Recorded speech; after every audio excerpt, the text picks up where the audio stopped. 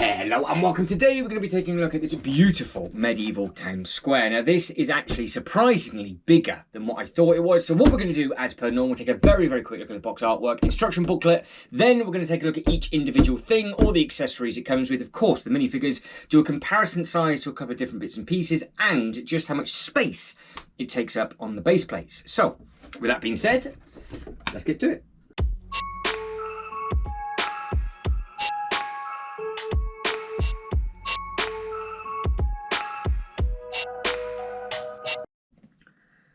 So like I've just said, it is the medieval town square. It comes under the Lego Icons banner. Now I do believe this is on the chopping block, so it will become hard to find sooner rather than later. But it is an 18 plus, item number 10332, 3,304 pieces. Now this thing is beautiful. It has all the different bits and pieces that you can imagine, and it does take up quite a good amount of space. So it'd be interesting to see just how it scales with all the other little bits and pieces.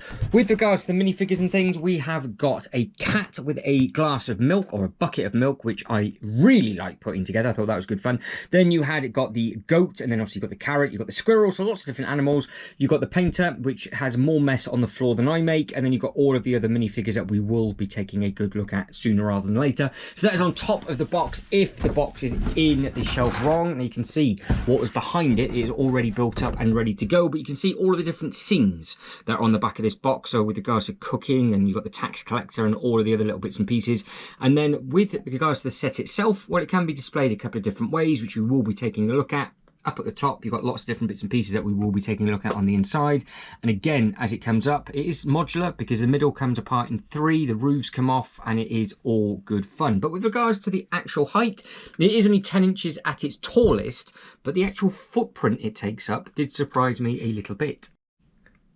With regards to the instruction booklet, it does come with two, so you can have this as a two-person build if you want to. Now, on the back of this instruction booklet, it gives you a little bit of an Easter egg of what's included, and then the same thing on the back of this one. Now, as you go through the actual booklets themselves, they do tell a little story as you go, and at the very start, you have got all the bits and pieces with regards to a trip down memory lane, how it was based on the original one of these. You have then obviously got the yellow castle and all the other little bits and pieces, which is a really nice touch. So there's all these little bits and bobs that we will be going over, and obviously the story continues with all of the other little bits that we will see within the set, but it is always really nice and interesting to read. But you can see it's been inspired by Lego history, because this is a set that I was very close to getting just before this actually got announced, and I've waited and waited, and to be honest, I'm glad I did, because I think I prefer this one over this one. But everybody's got their own opinion. But you can see from your Lego historian, congratulations to the designer, you've done an incredible job on that. Then it just tucks in and it goes. Now that is all about done, and we're just going to go straight into the set itself. It is far too hot and sweaty up there, so I do apologize about my arm shine. Yes, that is how much I'm sweating in here already. It is amazing temperatures in here today. So two buildings. You've got building number 1, building number 2, and then you do have a lot of the smaller builds as well. But we will look at the smaller builds and the minifigures all in one hit, and I will use a slightly different camera with that, with even more lighting to get even hotter.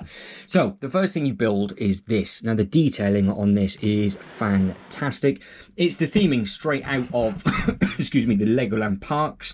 So why I waited so long to get this, I do not know, but it has all sorts of different bits and pieces going on for it. So you can see just down on here, you've got the goats, you've got the water, there's your squirrel, and then as it comes round, you can see you've got all the detailing on there. So I will just very quickly do the 360 on here, and you'll be able to spot like the little printed tiles for the little bumblebees and things like that, and you've got more around here at the bottom on the honey. So he says as he nearly drops the camera over. That's pretty ground level, so you can see it a little bit easier. So a bucket of water, and then you've got all of these little bits and pieces. Now you have got carrot, something white, I don't know, parsnip or something weird and wonderful, and then you have got in here, which I can't grab because I'm actually too sweaty, is a full-blown knife. So they do ask you to put that in there, so I'm assuming that's just for you to cut different bits and pieces up. But that is the first time I've ever seen a knife used in a garden, so maybe It is just there for warfare, just in case anything needs to happen. And you can see you've got the really nice honey thing just on this bit. As it pans round, you then got all sorts of different bits and pieces going on with regards to the flames. So again, you can get them any angle that you want to do. And then you've got all of the bits and pieces with regards to the door, all opens up on that. And then the whole thing obviously opens up and the roof comes off. So sticking on to this one, just back up on there. I keep looking at the camera and stop talking because if the second this camera overheats, I'm going to be in trouble. So it's probably, it's got to be 40 up here, no doubt whatsoever. So this is, I do believe, the first time the building opens up in 3 different ways. So we've had side flaps before, obviously where it opens up on a side hinge from the one side, but not opens up from the other. Now this is where I was quite surprised with how much space potentially it could take up, because obviously if you had this thing fully open and you wanted it like this, for example, well, it looks great with it open as well. So you kind of got to pick and choose. Do you prefer it being open, and then obviously you've got the open side, so obviously you can then just potentially put another building on that side, another building on that side if you sort of wanted to layer it, or do you want to have it shut from the side like that and then shut from the side like that? So you have got a few different options basically is what you can do. But if we open them up and then actually spin the thing all the way around, you will see the different bits and pieces that you've got in there. So like I said, roof comes off, so that's easy enough, and it is nice and simple for the roofs how they do come off. So both of those come off, and the detailing on this again looks great with regards to all the layering and everything. And you've got the chimney on the other side, so you've got to be careful not to damage those. So we'll start off with what I thought was really nice in the instruction booklet. So apparently the cat plays an extremely important role. It keeps all the rodents and everything out, and it stops them sort of annoying the horses and things like that. So as a gift, well, you're awarded with a nice big bucket of milk. Now on the inside you can see that you are in the kitchen, which is more than likely loads of different cheese and all the other little bits and pieces on there. And you can see up at the top just there you've got the candle of things.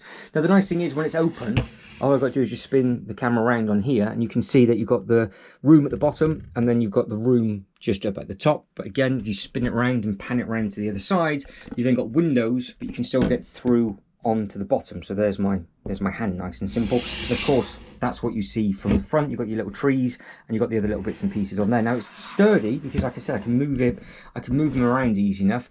Now coming into this bit, which is I guess more of the fabric room, lots of different Easter eggs in this. So I think we've got the original jousting set from way back when, which is worth an absolute fortune. So that is the white and red tent, I do believe, because there is 2 horses battling it out just where this brown beam goes. Then of course you then have got the original bright yellow castle, which one day as a bit of an Easter egg would be a good bit of fun to try and get, especially from a vintage perspective of a theme park. But I would actually like the jousting set, I think, even though there is a brand new one of them coming out, and obviously that is the Lego 3-in-1 creator set, but it's nowhere near, I don't think, the same scale.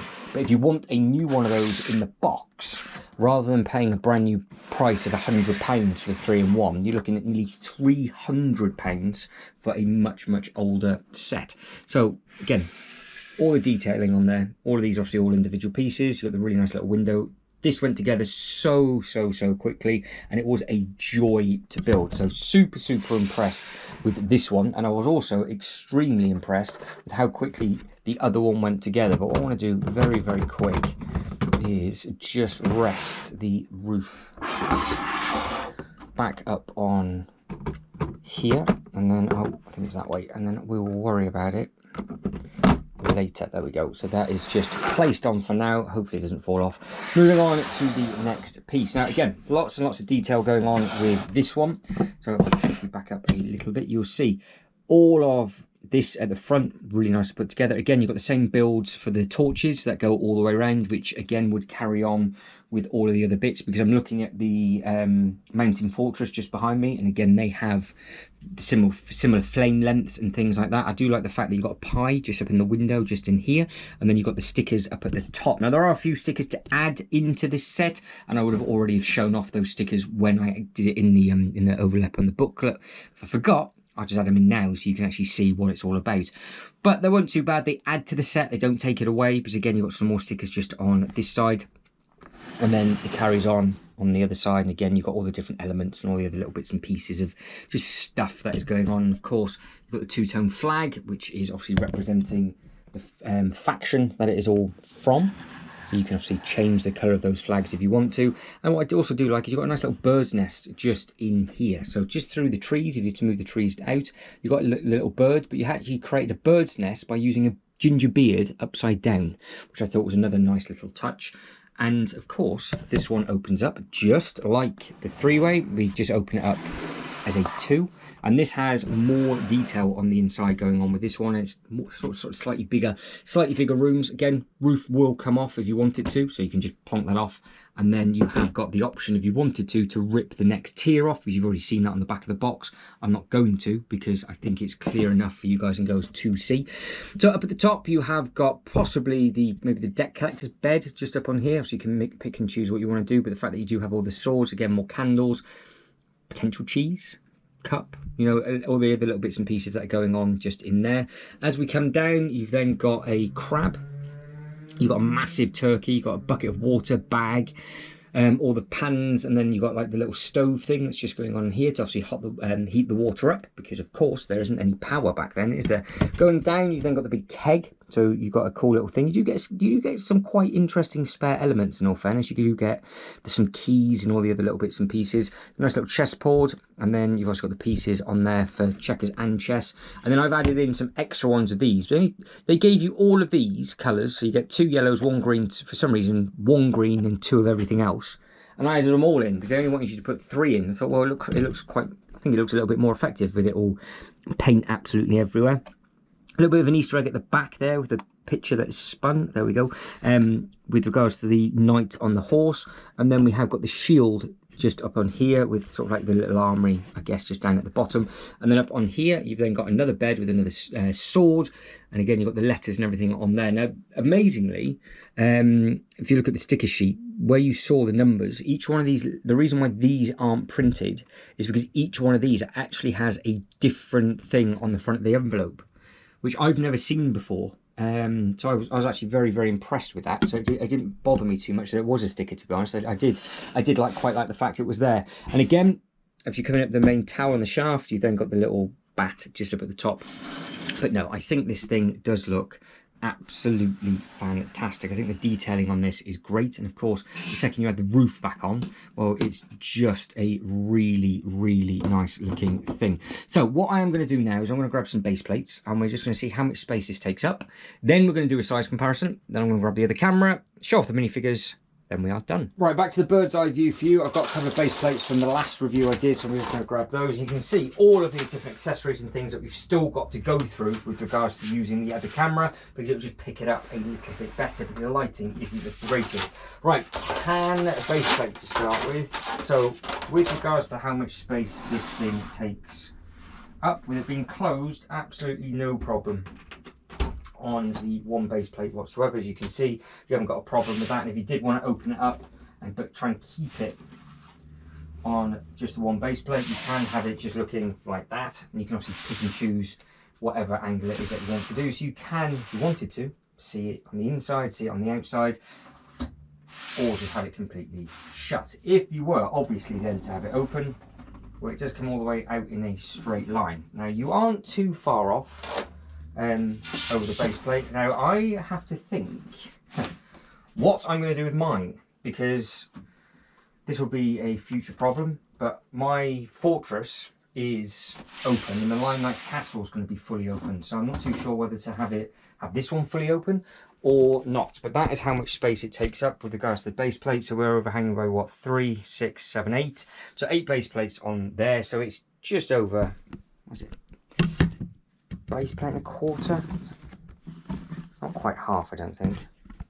So if you want to start counting the studs, 1, 2, 3, 4, 5, 6, 7, 8, 9, 10, 11, 12, 17, 18, 19, so still 20 studs available. So again, you can pick and choose how it is that you wanted to do it, but I think it does look very, very good indeed. Moving straight on to the next one. Again, I'm trying to go as quick as I can because I am worrying that this camera is just going to overheat. we are moving on to this one. Now, I've got both of the one, so you can think. Will it fit on the one? I don't think it will. I think this is a bit more of a chunky monkey, this one. So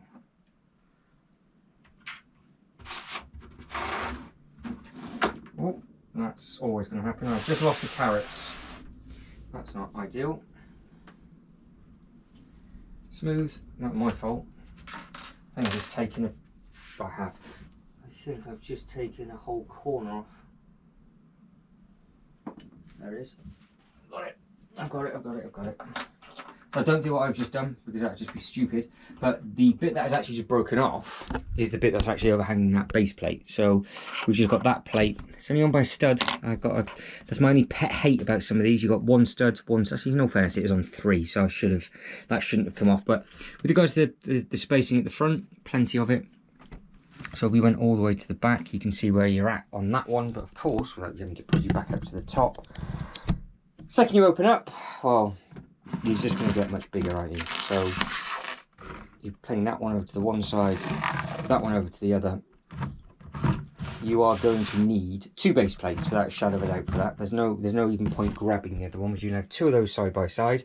You can have the straight line at the front, but this is all of the space that you're then going to have behind. So it is literally up to you what it is that you want to do. Now, I am ridiculously hot and sweaty, so I do apologise, but I'm going to grab that thing and we are now going to take it out the way, put it on this table or vice versa, and then just do a size comparison of those sets. Right, I did it the easier way I thought it would be, and I just brought it over to the table, but straight away, these look fantastic together. Obviously, it would be better with the Lion Knight's castle and this sort of a little bit further away, but I don't have that available to show you at the moment. But at least you can see what it looks like for scale and just how nice the actual texture and sort of the architecture, all the buildings and everything go together. But because this is so deep, I am going to have mine fully open. Now, if I had it fully open, like so, because this thing is very, very, very detailed. So I'm going to do that. I've got a little bit more space on the table, and then you can then just start to step and stagger. So instantly, if you're, for me, for example, I'm making a theme park. So just with how they're just placed like there's your path. Wrap it round, down it comes, and it zigzags straight through. So literally, if you had the Lion Knight's castle there instead, just threw a couple of green base plates down, to be honest, I think you are absolutely living the dream. When you add in all the other little accessories, I think it looks even better. So yes, Lion Knight's castle behind this there, I think you are on for an absolute win. It's like I said, couple of green base plates and you are away, because you do get all these other little bits and pieces with it. So you can see you've got the chair, the table, you've got the little diagram for bits and bobs, you've got the little stall, you then got the art bit if you wanted to, so you can have your minifigure on there. You've got the little bit that just comes out on the side. You've got the nice build here for the tree, so again you've got a couple of other stickers and things up on there, and you've got the nice little bit of water, so that's a nice little touch. Then you've got the little lathe, which is where they do all the woodwork on, so you can see that all spins around. Then you've got the cart, and then you've got the bit that just holds the bit of wood, and then of course then you have all the minifigures that go with them. Right, we are going to fly through these minifigures, like I said, because it is a bit toasty. So you have got the paint and paintbrush with this minifigure, which does look very, very good indeed. You can see you have got the squinting eye with regards to making sure that she is doing a good job. A lot of these figures do have dual faces, so if you plonk that one off, that is what the secondary print looks like. So I'm going to keep her focusing on her board, which you have already seen as I've just panned through all of those different accessories. We move on to the next thing. We've got the blacksmith. Amazing hair on this minifigure. So you can see you've got the sort of the olive green with the belt buckle, and then you obviously got the dark tan with the white arms, but the hair piece itself does look really, really smart. Lots and lots of different plaits all the way across the top and the side, and of course going down the back as well. It's just a smart looking thing. It's the first ever time I've seen that. And then again, you have got a dual face on that one, so you can have more of a surprise looking with the eyebrows. We can have more of a smug, which is what we're gonna sort of stick to. So we're gonna have those on the go. And then we have this one, who is a nice looking character. So you can see you've got the sort of the satchel bag that goes over the shoulder. You've got the light blue, the dark blue trousers, and then obviously you've got the brown sort of, I've had an accident brown, sort of orangey brown sleeves, I guess. With regards to, again, some of them, I was about to say, they don't have a secondary print, and this is one of them. But the hairpiece on this one, again, does look very, very smart. The selection of minifigures are strong on this one. We do have a good few to get through. Now, this is apparently the Tax Collector, which is in some of the other Bricklink sets as well. So this is the one that is going around sort of causing issues and problems. So you can see that you have got the really, really nice purple with the black, and then you've got the brown going all the way across with the nice light blue leg there. Nice little cape as well. So all the capes are the sort of they're the old, I guess it's the older style where you wrap them both over the top rather than using the single one. But with it this way, I find that if you wrap it over the head, it covers the shoulders a little bit more. So either I'm not doing it correctly, but I think that's what I do like and sort of prefer, I think. Then we have got a Lion Knight's Castle minifigure just in there with obviously a nice tash. And then you've got the helmet and the prong. Now this one, if I remember rightly, yes it is, you have got a very, very, very happy secondary face print, but I thought I can't have it that way because you have his eyes shut and you won't be able to see where he's going. So we can have this one with the tash instead. Again, just like a normal Lion Knight's minifigure where you got all the print and everything, with the crest on the chest, and then of course you've got all the little bits and pieces on the trouser as well. So far so good with the characters. Now moving on to these two, because I can put both of these side by side, which are just a little bit more simplistic. You have got the nice lady with the cup, just plain red, nice and simple, with the sort of corset style top. This is one of the first times I've got one of these pieces, I think. A handy looking thing, no second price print on this one. And then you've got the teeny tiny one just on there with the short legs, again dirty top, nice arms, and is it on the back? Yes. And you've got a really, say again, some of them super shocked face on that one with the nice patch stitching going all the way across the back on there. So again, something a little bit different for those two. And then as he knocks the camera, as he brings this one back in, this is going to be the next Bricklink Designer Program set. And depending on when you're watching this, it might already be out and it might already be in somebody's collection. So this one is very, very sought after with regards to the CMF minifigures, but it is included in this set. So if you didn't know, well, now you do. So all of these minifigures, I think, together do look very, very good indeed. In the comment section, let me know what your favourite minifigure is. Are you a fan of any of the medieval bits and pieces with regards to what is your favourite faction?